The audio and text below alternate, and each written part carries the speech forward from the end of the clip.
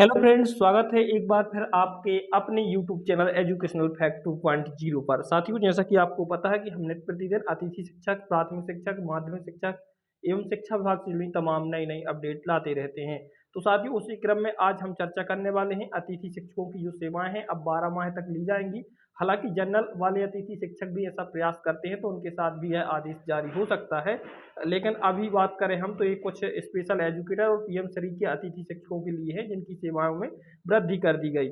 ये high court का फैसला था, इस वजह से उन्हें आदेश भी विभाग को निकालना पड़ा। आइए क्या है यह आदेश, पूरा अवलोकन करते हैं। और चैनल पे नए विजिट कर रहे हैं तो चैनल को सब्सक्राइब करें और मित्रों को इस लिंक को जरूर शेयर करें ताकि वो ज़्यादा से ज़्यादा हमारे साथ जुड़ सकें।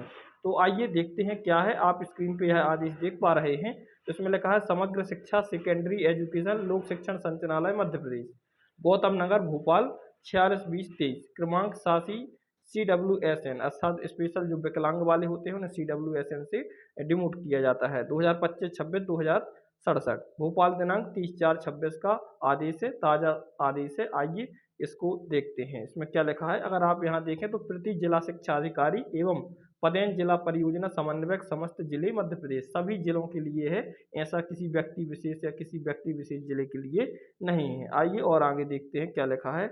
अपन यहाँ देखें तो विषय में लिखा है माननीय उच्चतम न्यायालय के आदेश अनुसार अतिथि स्पेशल एजुकेटर्स की सेवाएं निरंतर रखने के संबंध में संदर्भ इस कार्यालय का पत्र क्रमांक पीएम श्री तथा समग्र शिक्षा अभियान 2026/11 भोपाल, दिनांक 31/3/26 अर्थात कि इस पत्र के तत्वाधान में यह आदेश निकला है, क्योंकि 31/3/26 को यह पत्र लगाया गया था और विभाग के द्वारा इसको अब अवलोकन में लिया भी गया है, क्योंकि सुप्रीम कोर्ट का माननीय उच्चतम न्यायालय का आदेश है कि अब जो स्पेशल एजुकेटर्स हैं उन्हें निरंतर उनकी सेवा रखी जाए, अर्थात उन्हें गर्मियों में भी रखा जाएगा और उनसे कुछ कार्य लिए जाएंगे। वो आगे देखेंगे क्या कार्य करेंगे आखिर वो, और उनको भुगतान भी ई अटेंडेंस के माध्यम से होगा। और इस प्रकार से यदि हमारे समस्त अतिथि शिक्षक प्रयास करते हैं तो आपके लिए भी यह आदेश जारी हो सकता है। आइए और आगे देखते हैं क्या लिखा है।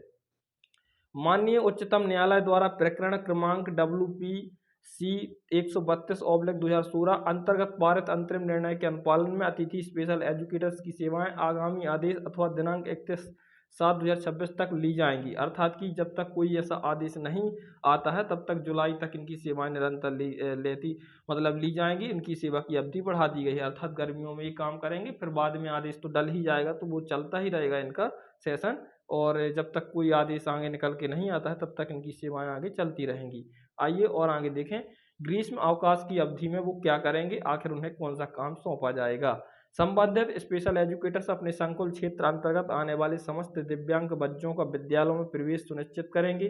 कक्षा 8वीं में उत्तीर्ण दिव्यांग विद्यार्थियों का नामांकन करेंगे, अर्थात वो घर जाएंगे और प्रवेश के लिए उनको प्रोत्साहित करेंगे और उनका नामांकन भी करेंगे, ठीक है ना। कक्षा 9वीं में भी कराएंगे। संकुल क्षेत्र के अंतर्गत विद्यालयों में अध्ययनरत दिव्यांग विद्यार्थियों को ग्रीष्म अवकाश अवधि में आवश्यकता अनुसार गृह आधारित अध्यापन होम बेस्ड एजुकेशन प्रदान करेंगे। यदि किसी बालक को घर में आवश्यकता है एजुकेशन की तो वो उस समय ग्रीष्म अवकाश में कोचिंग के रूप में भी उन्हें शिक्षा दे पाएंगे। यह उनका कार्य होगा और उन्हें भुगतान भी अटेंडेंस के माध्यम से किया जाएगा। आइए और आगे देखते हैं आगे क्या लिखा है, इसके बारे में अवलोकन करते हैं। तो आगे देखें तो उक्त गतिविधियों की मासिक प्रगति रिपोर्ट संकुल प्राचार्य के माध्यम से जिला शिक्षा अधिकारी को अनिवार्य रूप से प्रेषित की जाएगी, अर्थात वो स्पेशल एजुकेटर जो गर्मियों में कार्य करेंगे, क्या कार्य किया, क्या उनकी प्रोसेस रही, कितना उन्होंने शिक्षा दी, कितने नामांकन किए, उसकी जो रिपोर्ट है संकुल प्राचार्य जिला शिक्षा अधिकारी को प्रेषित करके सूचना के रूप में देंगे। स्पेशल एजुकेटर का मानदेय भुगतान विद्यालय में दर्ज ई अटेंडेंस के आधार पर किया जाएगा, अर्थात उनका भुगतान निरंतर होता रहेगा और उनका मानदेय भी बनेगा और ई अटेंडेंस के आधार पर उन्हें मानदेय प्राप्त होगा। आइए और आगे देखते हैं क्या लिखा है। उपयुक्त निर्देशों का कड़ाई से पालन सुनिश्चित किया जाए। उक्त आदेश माननीय उच्चतम न्यायालय के आदेश के अधीन किया जा रहा है। यदि माननीय न्यायालय से इस संबंध में अन्यथा निर्णय प्राप्त होता है तो तदनुसार कार्यवाही की जाएगी। उक्त आदेश अन्य प्रकरणों में उदाहरण स्वरूप मान्य नहीं होगा, ठीक है ना। और इन्होंने स्पष्ट कर दिया गया है कि यह जो निर्णय है वो किसी अन्य प्रकरणों में इसका कोई उदाहरण दे के और हवाला लगा के कोई आगे सेवा भी अपनी जारी नहीं करा पाएगा। उन्होंने अतिथि शिक्षकों को संकेत कर दिया है कि आप इस आदेश का हमें हवाला नहीं दे सकते हैं। आइए और आगे देखते हैं क्या लिखा हुआ है। आप यहाँ देखें तो नंदा मालवीय कुशरे अपर परियोजना संचालक, इनके माध्यम से आदेश जारी हुआ है। समग्र शिक्षा सेकेंडरी एजुकेशन भोपाल दिनांक 30/4/26 को यह आदेश जारी और प्रेषित किया गया है। आगे देखें यदि तो आगे क्या लिखा है, प्रतिलिपि में सचिव मध्य प्रदेश शासन स्कूल शिक्षा विभाग, मंत्रालय वल्लभ भवन भोपाल, संचालक राज्य शिक्षा केंद्र भोपाल, निज सहायक आयुक्त लोक शिक्षण मध्य प्रदेश भोपाल। तो इन सबके प्रतिलिपि के रूप में आपको यह आदेश जारी किया गया, तो उनके लिए तो यह गुड न्यूज है।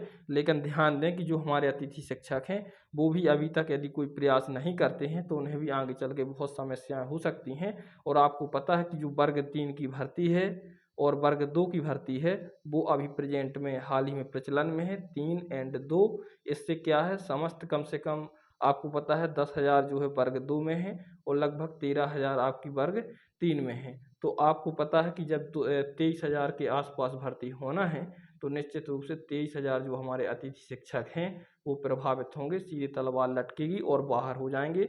इसलिए अभी प्रयास कर लें ताकि समस्त अतिथि शिक्षक इसी प्रकार का आदेश आपको जारी हो जाए और आपको 12 माह का सेवा काल मिल जाए, प्लस में आपको अवकाश की भी सुविधा प्राप्त हो जाए। तो इस प्रकार से आपको लाभ मिल सकता है। ठीक है साथियों, तो इस प्रकार का प्रयास करना होगा तभी आपको लाभ मिल पाएगा। मिलते हैं अगली वीडियो में, तब तक के लिए नमस्कार, जय हिंद, वंदे मातरम साथियों।